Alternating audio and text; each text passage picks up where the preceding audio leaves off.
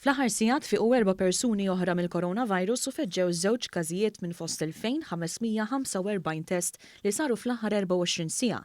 B'kollox fiċ-ċentri tal-ittestjar madwar Malta u Għawdex saru 936,409 testijiet. Fil-bulletin mediku ta' kull nhar ta' ġimgħa s-Supretendent tas-Saħħa Pubblika il-Professur Charmaine Gauci qalet illi instab każ wieħed tal-varjant Indjan tal-virus li issa qed jiġi investigat. Ingħataw ukoll total ta' 541,178 tilqima kontra l-virus. 324,295 persuna ħadu l-ewwel doża u 226,341 persuna issa huma kompletament imlaqma. Tul l-aħħar 24 siegħa ma kienu rappurtati l-ebda mwiet brabta mal-COVID-19.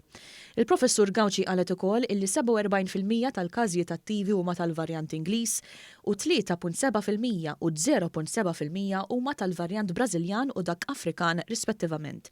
Ikkonfermat ukoll li m'hemm l-ebda pazjent bil-COVID-19 li għandu bżonn il-kura fit-taqsima tal-kura intensiva f'Mater Dei u illi hemm biss żewġ pazjenti fis-swali oħra tal-isptar. Għal-ġimgħa oħra ma ġewx irreġistrati każijiet pożittivi ta' COVID-19 mid-djar tal-anzjani. Il-Professur Gauci rimarkat għal darb'oħra dwar il-mod kif miexi l-Pjan Nazzjonali ta' Tilqim li qed jispikka fuq livell globali wara il il-pajjiż laħaq l-immunità għall-virus.